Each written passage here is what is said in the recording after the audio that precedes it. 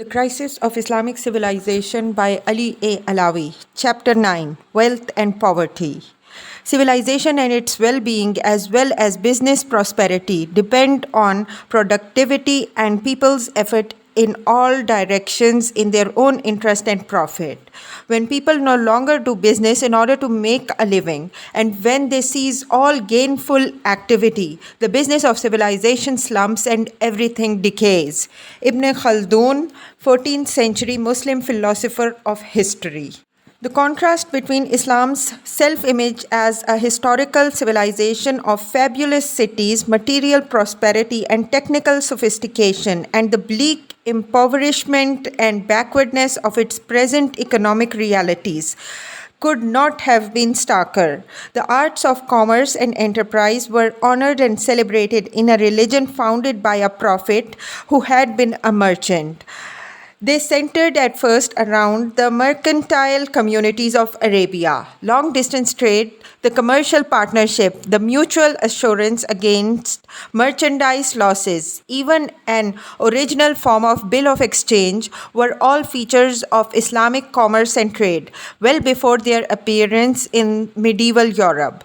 The great historian of the Mediterranean, Fernand Braudel, emphatically attributes all the major innovations of modern commercial life not to medieval Italian city-states but to the world of Islam. To admit the existence of these borrowings from Islam means turning one's back on traditional accounts of the history of the West as pioneering genius, spontaneous inventor, journeying alone along the road toward scientific and technical rationality. The vigor of Islamic trade and relative prestige of its merchants and artisan classes compared favorably with the general hostility of the medieval church to the commercial life and disruptions to the hierarchical feudal order. Muslim rulers vied to attract communities of merchants and tradesmen to their metropolises. We extend this invitation to illustrious personages, great merchants desirous of profits or small retailers, stated a 13th century notice to the merchants of the world by the governors of Egypt and Syria.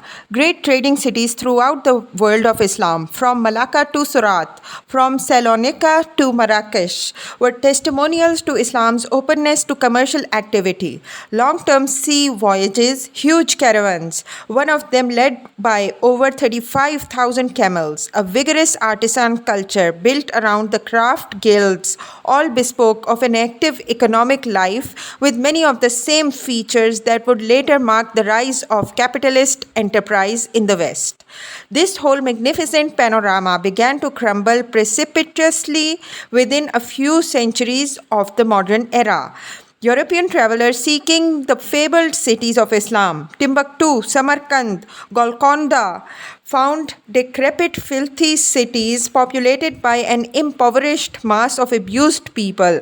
By the time Napoleon had landed in Egypt in 1798, the Egyptians no longer had a use for the wheel.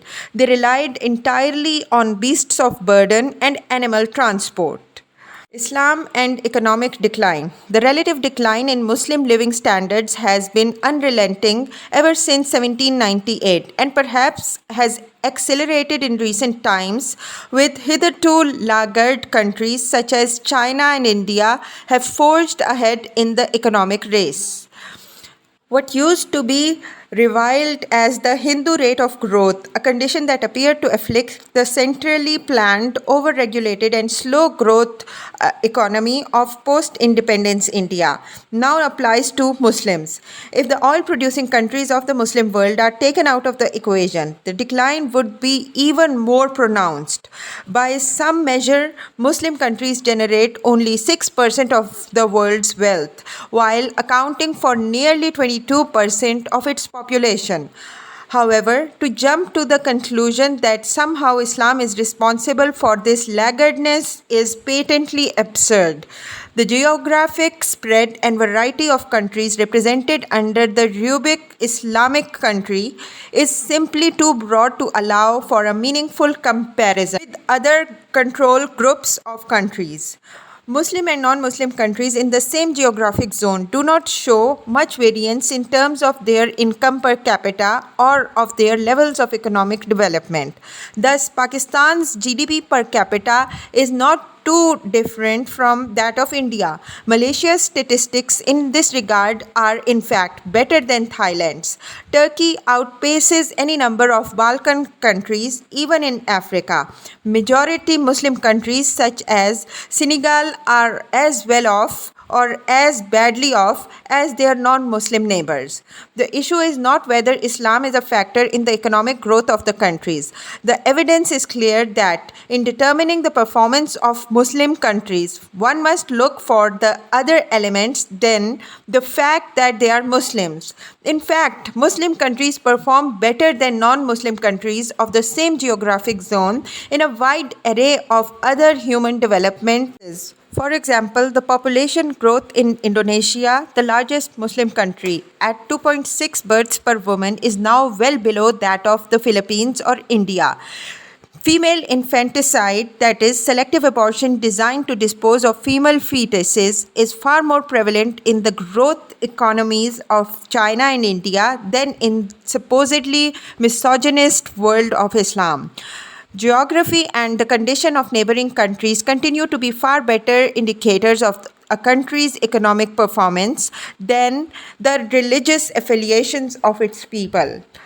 But this has not stopped Islam's detractors from seeing its deadening hand between the poverty and backwardness of Muslim societies. The reasons for poor performance include Islam's prohibitions on interest and the poor level of economic participation of women in Muslim societies, which would supposedly be due to the built-in patriarchy of Muslim societies. Then a type of intellectual pincer determines the argument. On one hand, Muslim societies are no different from the other developing countries and should be subject to the same rules of social and economic analysis. There is no Muslim exceptionalism and therefore no reason why one should seek an Islamic path to human improvement and felicity. On the other hand, there persists the argument that there is something peculiar to Islam that must be reformed or eliminated if Muslim societies are to progress. This argument is, in fact, plays on the theories which make Islam as an ideology hostile to the underlying premises of a dynamic world market. Thus, globalization and the possibility of nations emerging out of poverty are made subject to the adoption of an interconnected set of economic, commercial, financial, and governmental policies which are firmly derived from the Western experience. Obviously, this is not the case for countries in East Asia and China, which have openly flaunted these nostrums to achieve their own economic breakouts. Instead, such economic policy prescriptions are foisted on the remaining countries which, for a variety of reasons related to their endemic weaknesses and scarcity of resources, are obliged to listen and to act on this advice or face the often unforgiving consequences. In fact, Islam does have the potential to generate an entirely different strategy for economic development and growth, and not one that necessarily stands in opposition to the prevailing paradigms. The academic Charles Tripp has called such an Islamic framework the moral economy, emphasizing Islam's concern with the ethical dimensions of economic and financial activity. But the process of building the scaffolding for a new political economy has not been started. Some experiments which began with the great promise, such as the idea of Islamic finance, have been grotesquely distorted and turned into caricatures. Their creative potential has been destroyed through serial accommodations to the demands of international finance and the profit-maximizing owners and managers of the so-called Islamic banks. Islam has never developed a separate theory of political or moral economy in the way that economic science and analysis have evolved in the Western tradition.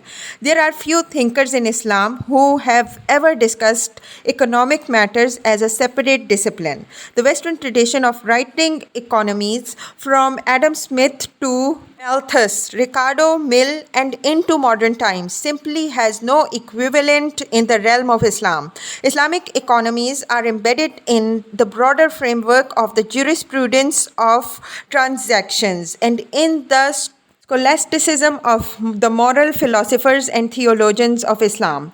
None of the key concepts of economic thought, markets, the nature of value, productivity, utility, efficiency, growth, to name just a few, exist with the same definition or even broad meaning. The Sharia did not leave much room for economics. Wherever the issue of prosperity of the community or welfare of the common person were discussed, this was part of the same tradition of exhortatory writings to the ruler about the value of a sound currency, about fairness in dealings, and about the risks of punitive taxations.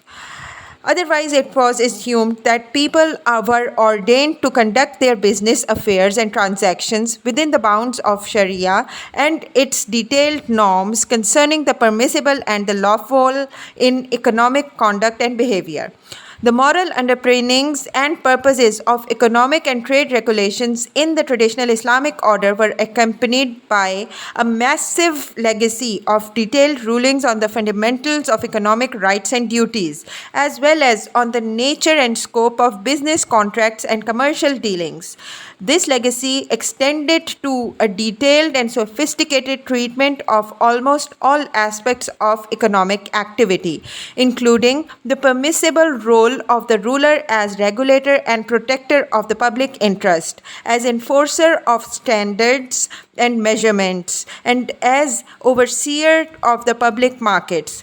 The nexus of the Islamic economic order did not operate in a legislative and regulatory vacuum, but through a highly developed and effective system of laws, institutions, and practices administered by judges and public officials. Nevertheless, the broad sweep of Islamic business and economic regulations could not prevent the decay of the economic life of the Muslims or the gradual erosion of the Islamic commonweal, as in most other realms of the two were conflated. The decline in Muslim economic and technological power was coupled with the prevalence of the pre-modern mindset of Sharia law, so that reform or more often disregard of the Sharia became a precondition for the modernization of economies. An entire world of economic opportunities then becomes possible. Modern economic and business institutions were imported wholesale from the limited liability company to the interest-based unit, which characterizes the world of modern banking and insurance. Foreign rules which allowed for these institutions to exist in Islam became the law of the land. Swiss commercial codes, British Company Acts, French banking ordinances supplanted the Sharia, and an entirely new judicial system accompanied them which could interpret and render judgment according to the new commercial rules. With the new economic horizons came new risks, including borrowing at unsustainable rates and levels, the massive indebtedness of the Ottomans and the Egypt to foreign bankers and creditors in the latter part of the 19th century culminated in spectacular bankruptcies, which handed the management of these countries' economic affairs to foreigners. Capitalist enterprise in the Muslim world rapidly evolved during the colonial period and supplanted the traditional forms of trade and the merchants' organization. Craftsmen were displaced by modern industrial production. Self-financing or collective financing was displaced by banking loans and credits. Paper currency replaced bullion-backed money. In the process, the Sharia's ability to regulate economic life and transactions became a distant and irrelevant memory. In any case, the Sharia itself had been long disconnected from the administration of Muslim lands. As Muslim countries emerged from foreign tutelage in the post Second World War era, nearly all of them were poor and economically backward, but then so were many other countries which had no connection with Islam, but which would later evolve into economic giants. Korea and Taiwan in the 1950s had lower per capita incomes than many Muslim countries of the Middle East. Colonial authorities often bequeathed good administration and infrastructure to newly independent majority Muslim states. It was not Islam but the appalling misrule, maladministration, and injustices that dogged Muslim countries and pushed them to the lower rungs of development. The abysmal quality of government, the high levels of corruption and influence, peddling, the abuse of public office, the capricious and arbitrary rulings of the authorities, unfair and unsustainable burdens of taxation. All these conspired to ensure the stagnation and impoverishment of Muslim countries. But the same judgment could also be applied to any number of non-Islamic countries of the developing world. Globalization and the Islamic economy. The increasing pace of globalization and the supposed connection of Islamic radicalism to impoverishment and backwardness in the Muslim countries have reopened the debate on the future of the Islamic economy. The various consensuses which have driven the Western economic policy prescriptions over the past 2 decades, ever since the fall of the Soviet bloc, have had their advocates in the Muslim world. It has become almost an article of faith that the eradication of poverty, improvement in levels of income, and the provision of employment opportunities are predicted on the integration of the Muslim world into the global economy. The universalization of economic values, such as market values, is part of the same process, pushing for the global prevalence of democratic politics and liberal freedoms. Once again, an idealized experience, for example, the efficiency of unfettered markets, is shown on of its more uncomfortable manifestations and is then presented as a set of necessary policy reforms and initiatives essential to the achievement of prosperity. These very proposals are hardly uncontroversial, even in the West itself, but they assume a measure of finality as they achieve the status of conventional wisdom or best international practice. There is an obvious agenda behind proposed economic strategies. The notion of free markets, property rights, and the rule of law, competition, limited state interference, good governance have become integral to the idea of a dynamic economy. It is assumed almost in the same breath that no societies other than liberal democracies have been able to generate these necessary preconditions. This basically eliminates the possibility of similar initial conditions being generated in different forms in non Western societies. The anti globalization rhetoric that has emerged to challenge the prevailing orthodoxy also suffers from the same ailment, namely, the imperative to dominate the agenda and to set the alternative vision.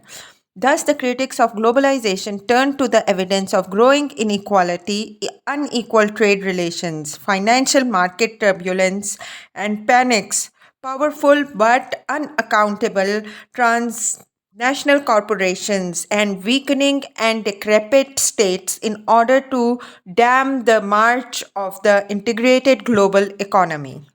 Islam is par excellence a civilization bound by its adherence to law, albeit Sharia law. The idea of the rule of law not seem, however, to apply to the rule of Sharia. None of the champions of the rule of law as an essential component of a successful economy would ever extend its definition to include Islamic law. Thus, a society bound by Sharia law is not, on this reckoning a society which represents the rule of law as understood in the West or by secularists of the Muslim world. Excluding Islamic law from the constellation of acceptable laws automatically eliminates the possibility that Islamic countries can reconstruct their economic relations on the basis of Islamic law rather than on the conventional understanding of law. Islam's views on property rights, individual ownerships, regulations of marketplace, and so on become an irrelevance or worse, a part of the conspiracy to revive medieval laws and institutions. Similarly, the idea of market is strictly derived from the almost sacred and wondrous market of the invisible hand worshipped by the advocates of globalization. The underpinning of functioning markets are automatically assumed to be limited to the experience of the Western world. Only these markets are able to generate mutual trust, openness, and transparency, and a fair and level element of competition so as to ensure their own proper functioning. Enlightened self interest manifested through individuals and corporations is assumed to lead to the desired social end of maximizing output and incomes. Market failures and manipulations, monopolistic practices, and the periodic financial panic and bank run which grip markets are aberrations which do not shake the confidence placed in the creed of the market in any way. The global financial crisis of 2008, for example, has involved massive state interventions to stabilize the world of financial system in an ongoing process that will ultimately cost the taxpayer hundreds of billions, even trillions of dollars. Commercial and investment banks, brokerage houses, mortgage providers, insurance companies, consumer credit firms, and all manner of other financial firms have fallen across the world like nine pins. The system has nearly brought to its knees by irresponsible, deceptive, and outrageously greedy practices of bankers and senior executives of financial companies. But apart from sanctimonious calls about the need for greater regulation and oversight, there has been little or no questioning of the underlying assumptions of liberal market order. In fact, the opposite is true. Leaders of the major Western economic powers worried lest the crisis might give rise for calls for a rethink of the free market policies that have dominated the world since the fall of the Soviet Empire, have reaffirmed their commitment to liberal capitalism. They have striven to nip in the bud any call for a serious reordering of the global monetary and financial systems. The Islamic world, true to form, sits mutely by as the crisis laps on its shores, and few have seen it as an opportunity to examine, let alone halt, the rush to duplicate the elements of a financial system that is prone to such extreme swings. The possibility that financial crisis gripping the world could be used to advance the principles of new economic and financial model for the Muslim world is therefore unlikely to materialize. Well-meaning Muslims have to contend with an uncomfortable reality when they are confronted with the system of modern economics, business, and finance. Economic theory and policy is driven by Western social science, and the rules and practices of modern business and finance derive entirely from the Western system. This is why an Islamic critique of the system always appears to be hopelessly archaic or cranky. In this sense, the nascent discipline that passes for Islamic economics has suffered from two incurable ailments. The first is that its original exponents were untutored in the ways of the modern world and approached the problem mainly through a jurisprudential or moral construct with little regard for the changed circumstances of the world. The second is that they began to address these issues well after the supremacy of the Western economic model became established. In no area has this been more serious than in that of riba, usury or interest. The prohibition of usury is a core teaching of Islam, no matter how the matter is dressed up in terms of defining acceptable versus usurious interest rates. Finance and the finance capital is a hugely problematic area in Islam, but this did not hinder the very rapid spread of these institutions in the Muslim lands. Several ulema gave enabling rulings to establishment of interest-based organizations and opened the way for mainly foreign-controlled banks to emerge and dominate the economies of the Muslim states. National banks were established everywhere in the Muslim lands, including the Ottoman Empire and the Qajar state in Iran. The Ottoman Bank and the Imperial Bank of Persia were established in the late 19th century. By the 1920s, local indigenous businessmen had already founded banks along conventional lines, sometimes with the tactic of support of a few of the ulama. The Misr Bank Group in Egypt and the Rafaidian Bank in Iraq were founded with local capital in the 1920s and 1930s. After the Second World War, there was a rush to form banks in all the newly independent Muslim states such as Pakistan, Malaysia, and Indonesia, and this trend accelerated in the 1970s with the establishment of various national banks in the Gulf countries. One should note that the vast majority of these later financial institutions were founded by local capitalists, sometimes with government support. They all participated enthusiastically in one of the great transgressions of Islam.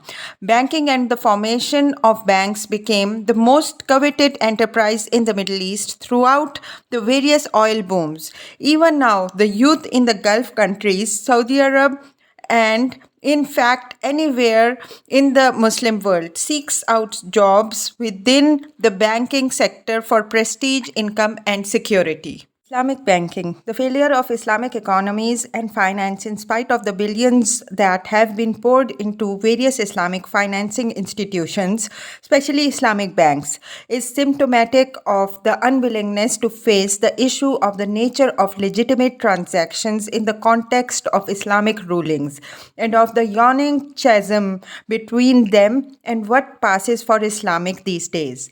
This is the core of the problem, and it is not easily resolvable except through a drastic overhaul of the institutions, structures, laws, and policies antithetical to Islam. The Islamic banking movement is a good example of the process which became more and more distant from its original premise as the movement was obliged to compromise with well entrenched interests and markets. The Islamic banking movement in its modern corporate form was started in the late 1970s with the formation of Darul Mal Group by the Saudi Prince Mohammed Al Faisal.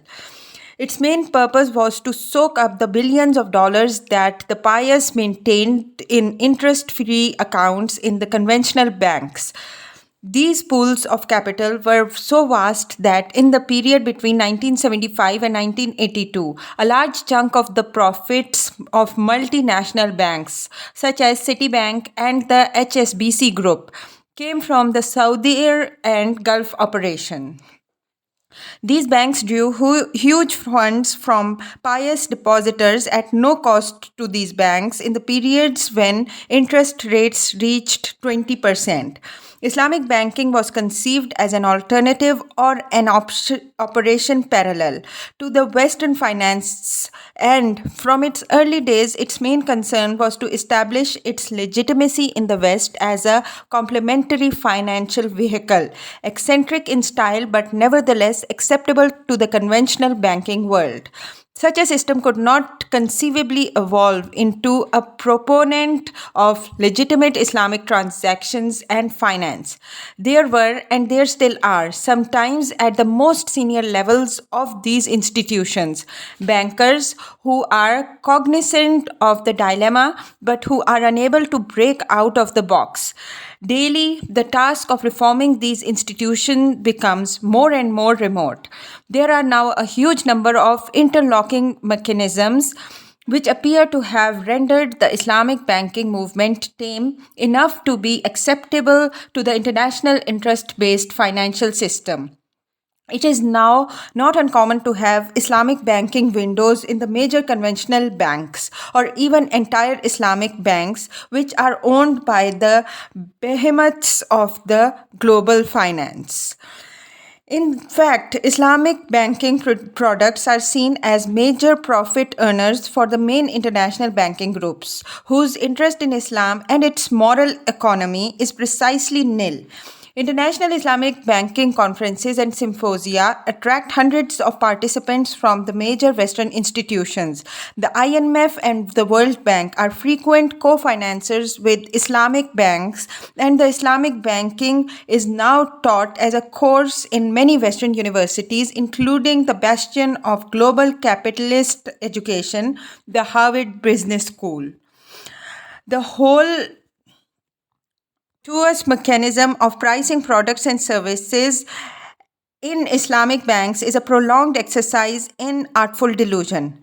Ultimately and very simply, the pricing of Islamic banking products is directly linked to the prevailing market rate, in spite of convoluted explanations and maneuverings that appear to indicate otherwise. Technically, Islamic banking products are based on the sanctioned forms of Islamic financing, such as profit participation, markup financing, venture capital, and leasing, and so on.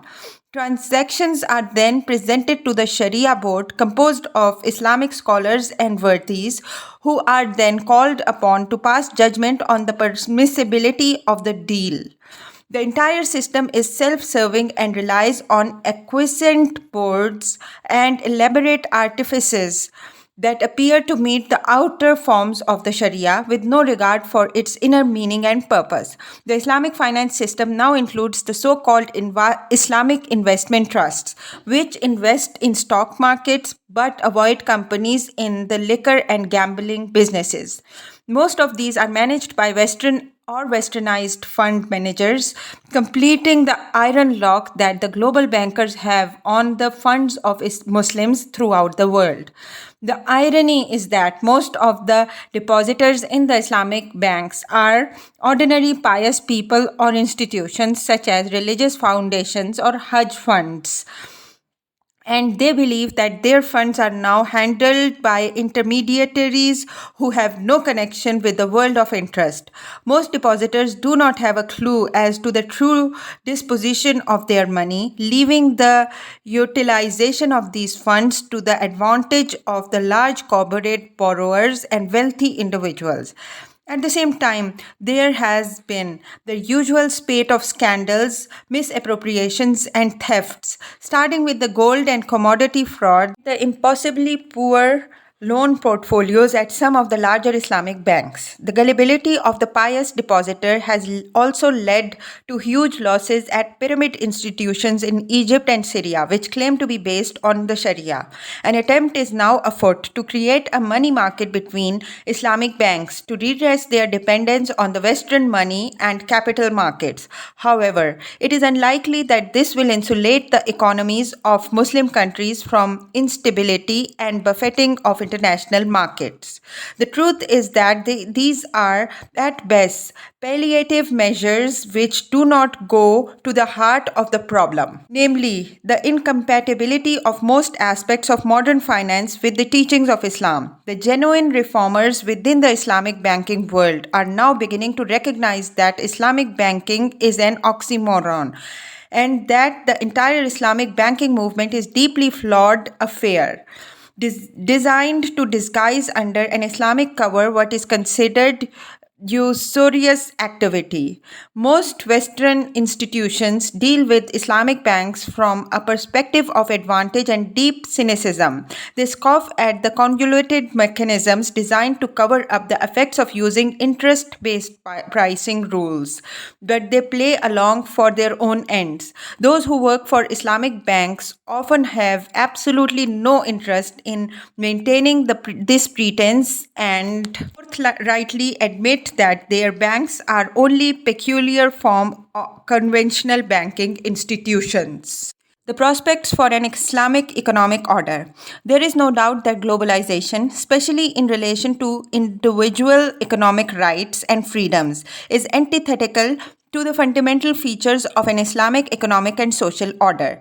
Liberal capitalism is predicated on the individual actor, driven by self interest or greed, and constrained only by law. The entire scaffolding of the modern capitalist era presumes the individual to be an irreducible actor. The ideas of duty, charity, solidarity, and self sufficiency do not sit well with the premise that it is only through cultivating and channeling selfishness and greed that economic activity can be optimized. People tend to be acquisitive and predatory. The function of a well ordered economy is to direct these energies into a socially productive direction. But this natural disposition does not square well with the idea that humans can perfect or at least aspire to be perfect their qualities and that a moral imperative should underlie human action. Islam does not deny human follies and greed, but these must always be tempered through a constant questioning of purposes of human action. The creation of wealth should be a byproduct of moral action, not the purpose of work. The spread of globalization and the liberal economy, with its latest onslaught on the worldview of Islam, has created another battleground for the loyalties of the Muslims. The expansion of globalization is championed not only by the major Western economic powers but also by the international financial institutions, which frequently act as their proxies on the world stage. These have had a significant impact on the world of Muslims, and not only in negative ways. A great deal of effort had to go into undoing the decades of Dirigiste economic management that denied the role of the individual in economic life of societies. The centralized policies of the state ownership were frequently applauded by the very same institutions which would now turn against them. The Muslim world swung from state-controlled economies to a patchwork dismantling of the command economy, only to hand over huge swaths of the now privatized economies to cronies and prodigies of the ruling cliques. Huge fortunes were made either from the abuse of licensing powers, as in the rise of the ubiquitous mobile telephone billionaire, or through the knockdown purchases of state assets and land by well-connected individuals. Privatization, deregulation, licensing of monopolies all played their part in the shift of economic power from a poorly managed and frequently corrupt state sector to a better managed but predatory form of capitalism. The whole process was applauded by the international community as signaling the entry of the Islamic world into the new era of globalization and free market. The basis for an Islamic economic order receded still further. In reality, an Islamic economic order can only be renewed if certain fundamental reforms are undertaken. The acts of the modern economy are so distant from the moral economy of Islam that nothing short of a spectacular break would suffice to bring to life a new Islamic economic order. The main features of an Islamic economy have been in an eroded state for several centuries, so that most are merely religious vestiges of a long forgotten past. By the time of the revolt of Islam in the 1970s, the elements of an Islamic economy were simply theoretical constructs which have featured in the education of seminarians but had no place in the modern economy. Only a few countries such as Saudi Arabia maintained a zakat, Islamic wealth tax collection department as part of the public finance architecture of the state. The vast majority of Muslim countries had relegated the use of Islamic taxes to voluntary religious acts, leaving the public finance to the usual array of revenue generating taxes and duties on income, sales, customs, and so on. Agricultural taxes, which were essential to the functioning of the rural economy in Islam, also vanished and were replaced by the modern equivalents which had no echo in Islam's past. The use of paper currency issued by a central bank and backed by foreign exchange reserves also became widespread in the 19th century, gradually decoupling the classical forms of Islamic unit as exchange, the gold-based dinar and the silver-based dirham, from its historical association with bullion, the unit of exchange in the world of Islam, allowing for the fact that it had atrophied and been allowed to debase over the centuries was definitely terminated with the rise of modern central banking. In the colonial and post-colonial period, many Muslim countries used the same or equivalent currencies as their European overlords. This explains the widespread use of the colonial French franc or the British pound in the sterling area, both of which tied the dependent economy to the metropolis and its needs. Islamic finance is a part and parcel of the worldview of Islam. It is not just a tool. Zakat, for example, is not simply a revenue generating wealth tax. It is mentioned on numerous occasions in the Quran in the same breath as the offering of prayers. It is fundamental aspect and a pillar of Islam and an act of worship designed to bring human beings closer to God. Thus, the offering of zakat is not simply the parting with a portion of one's wealth for the public good. While it is essential to the financial integrity of the Islamic State, it is also a process that will purify the person. The actual handing over of a proportion of one's annual wealth is designed to make the process of giving what one holds dear as an essential aspect of worship. You will not gain righteousness until you part with what you hold dear, the Quran admonishes. Zakat talks about property as a responsibility. Property is not decoupled from its social use. Neither are property owners or holders able to ignore their roles as trustees over the property. The reintroduction of zakat as a part of the recent makeover of some Muslim states keen to brandish their Islamic credentials has not been an altogether happy experience. This is partly due to the cynicism of the official classes and business elites who see the zakat movement a retrograde step against the modernization or westernization of their societies. Leftists rant at zakat's supposed regressive tendencies and at its bias against the rural economy. More business-minded groups see zakat as an instrument which blocks the flow between Islamic countries and the major world economies. They also claim that zakat impedes the flow of foreign investments as international investors may not be able to deal with an unfamiliar tax regime capriciously applied. Nevertheless, an Islamic economy cannot function without a central role for the instrument of zakat. In fact, even in the West, a wealth tax as an alternative to all the complex tax measures that encumber tax codes has been seriously mooted. For example, the Yale academics Bruce Ackerman and Anne Alslott, in their seminal work, The Stakeholder Society, came down in favor of a 2% wealth tax as most efficient and fair way of resolving the growing inequalities in American society and of reuniting citizens in a new common bond. Ackerman and Alstott would probably be shocked to find that the arguments they have used in support of a wealth tax, all through couched in technical language, are remarkably similar to the Islamic case of zakat. The latter is calculated on a somewhat different basis for net wealth, but the level of 2.5% of the net taxable wealth is practically the same as the stakeholder society.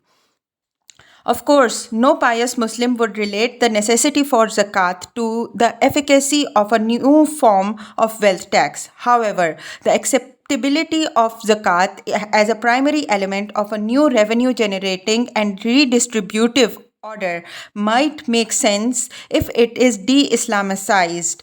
It needs to be renamed and couched in the language of social science, carrying the imprimatur of academic respectability. It might even receive the ultimate acknowledgement by Washington based multilateral institutions such as the World Bank and the IMF. The average Muslim's commitment to the idea of zakat is muted. This is reflected by the loss of charitable giving, which lies at the heart of Islamic redistributive justice. The wealthy who live in Muslim lands are often unwilling to share their riches through charitable acts and through the endowment of foundations. The pages of the world's business newspapers are crammed with the faces of the new plutocracy of the Muslim world, mostly connected as it is, one way or another, to the explosion in oil wealth and the massive transfer of the world's savings to the oil producing countries. Most of this wealth continues to be concentrated in so called sovereign wealth funds, but a great deal has cascaded down to various princes and potentates, to the cronies and fixers who feed the public trough. These form the new Muslim super wealthy class. A few are genuine businessmen who have made their fortunes by dint of hard work, entrepreneurship, and the nurturing of markets, but most have achieved their wealth by the tried and true methods of being proximate to power. The Muslim world's wealthy are notorious for their private indulgences and excesses, and for their lack of any public spiritedness. There are no major research foundations, universities, hospitals, or educational trusts funded by the large charitable donations. The scale and scope of the philanthropic work of the modern West, especially the US, is inconceivable among the Muslim rich, even though their individual fortunes run into billions of dollars. Where charitable donations continue to have an impact is among the middle classes in Muslim countries with a poor to middling income. It is salutary to see the extent to which civil society groups in countries such as Pakistan are increasingly taking on the responsibility of providing essential services for the public in light of the decay, inefficiency, and often near collapse of governmental services in education, healthcare, and disaster relief. The story is similar in Egypt and Morocco, where Islamic welfare organizations frequently connected to Islamist parties are providing services, the provision of which the government seems to have abandoned. This type of service based charitable work is an essential element of Islamic economy, weaving, as it were, religious obligations with a strong sense of social justice and moral responsibility. The pious foundations, the Awqaf, were the historical institutions which provided these services, but they too have atrophied with the passage into modernity. The endowment of large public buildings and social institutions by the rich and powerful is no longer a practice in the Muslim world. The Awqaf have turned into bureaucratic and often venal organizations. They manage specific mosques and their attached properties and are answerable to the governmental agency. The old Awqaf institution was far more central to the life of Muslim society because it grouped mosques with markets, hospitals, soup kitchens, and schools, the living commercial and spiritual heart of the Muslim cities. No wonder that one of the first acts of modernizing governments, whether colonial powers such as the French in Algeria or military bureaucratic rulers such as in Turkey and Egypt, was to smash the independence of these pious foundations. How ironic that contemporary reformers want to promote civil society institutions when authentic Islamic models honed over centuries of service have been systematically undermined and destroyed.